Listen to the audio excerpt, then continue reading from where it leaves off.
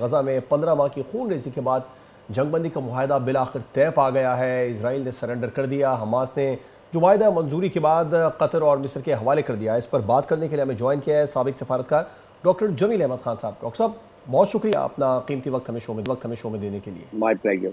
ये सर, बड़ी पेशरफ्त हुई है, फाइनली इसराइल ने सरेंडर कर दिया है, तो कैसे देखते हैं आप इस सिचुएशन को? इसराइल सरेंडर तो उसने 1948 से लेके अब तक नहीं किया, लेकिन इसराइल एक हिकमत अमली के तहत उसने मान लिया है। अच्छी बात है, खुशाइन बात है।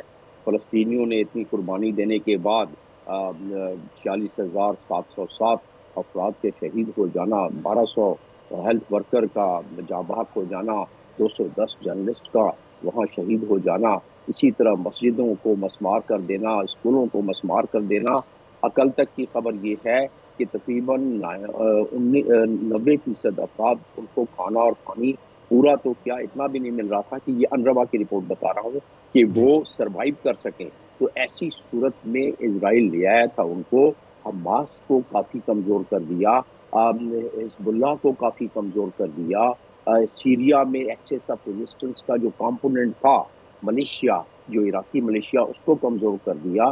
तो इजराइल ने, और जिसको को क्लेम किया है, बाइडेन ने भी क्लेम किया है, ट्रंप ने भी क्लेम किया है कि हमने, और सबसे बड़ी बात है नेतन्याहू ने, कि अगर हम इनको कमज़ोर न करते, अगर हम कमर न तोड़ते हमास और हिजबुल्लाह की, तो हम सीरिया पर नहीं कामयाबी हासिल कर सकते। तो चीज़ें बड़ी वाज़ेह हैं। एक एक मिनट में आपको मैं थोड़ी सी इसकी वजाहत कर देता हूँ।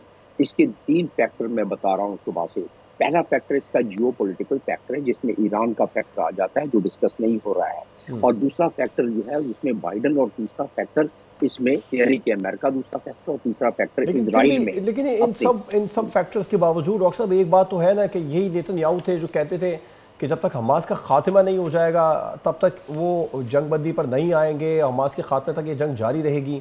और अब उसी हमास के 33 जो अपने हैं वो इजराइलियों को छुड़वाने के बदले में 1000 फ़लस्तीनी छोड़ने पर राज़ी हो गए। तो ये हार ही हुई ना सर? जी हाँ, लेकिन बाइडन ने कल क्या कहा और नेतन्याहू ने 12 तारीख को क्या कहा? आप बिल्कुल सही कह रहे हैं कि नेतन्याहू ने कहा कि हम तो अपना ऑपरेशन जारी रखेंगे। 12 तारीख की स्टेटमेंट मैं आपको कोट कर रहा हूँ नेतन्याहू की, और उसने कहा जब तक कि अब हमास की कैपेबिलिटी को खत्म नहीं कर देंगे। तो उनके हिसाब से हमास की कैपेबिलिटी, यही चंद लम्हे में बता रहा था कि काफी हद तक उन्होंने खत्म की है। तो अब क्योंकि मल्टीलैटरल डिप्लोमेटिक प्रेशर भी है, और वो क्यों है, जो मैंने अभी आपको बताया कि ईरान फैक्टर भी आ गया, और उसके साथ साथ इजराइल में अपनी जो खुदकशियां शुरू हो गई, सिपाहियों ने, वहाँ के सोल्जर्स ने खुदकशियां शुरू कर दी, वहाँ के सोल्जर्स ने रिजाइन शुरू कर देना, तो वहाँ भी एक चपखल से शुरू हो गई। तो उस प्रेशर को देखते हुए उन्होंने पूरा पास लिया है। मेरे तजिए के मुताबिक मेरी तमन्ना है, मेरी दुआ है कि फलस्तीन का परमानेंट हल हो जाए। लेकिन तो आप समझते हैं ये मुस्तकिल सीज़फायर की तरफ भी जाएगा ये मुआहदा आगे बढ़कर?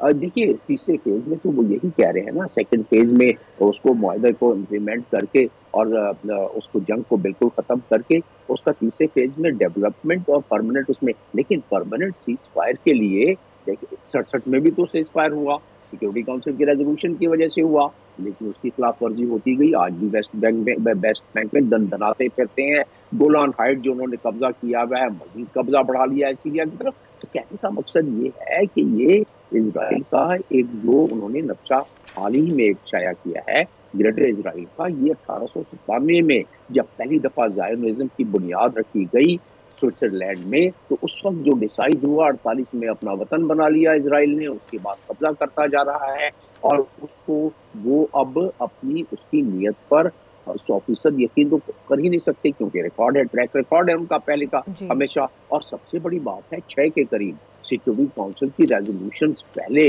जो पास हुई थी उसको तो नहीं माना इजराइल ने। तो अब जो माना है उसमें 2 फैक्टर्स आखिर में मैं बता देता हूँ, तीसरा मैं तो बता चुका हूँ।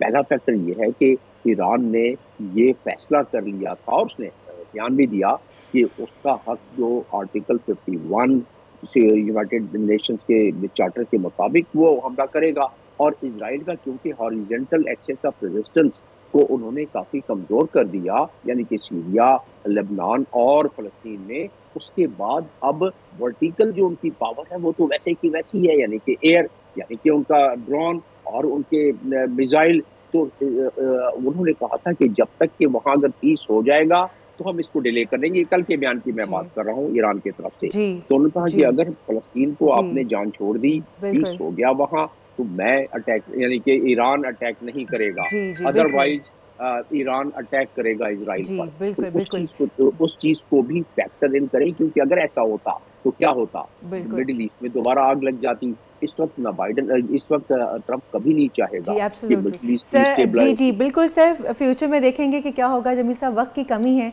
तो बहुत बहुत शुक्रिया तशरीफ लाने के लिए। सो अब जो है देखते हैं फ्यूचर में क्या होता है। अल्लाह करे कि जितनी चीज़ जो पेशरफ्त हुई है उससे तो बड़ी पॉजिटिव चीज़ सामने आ रही है। अल्लाह करे आगे भी ऐसा ही हो। सब्सक्राइब करें और बेल दबाएं ताकि कोई खबर रह न जाए।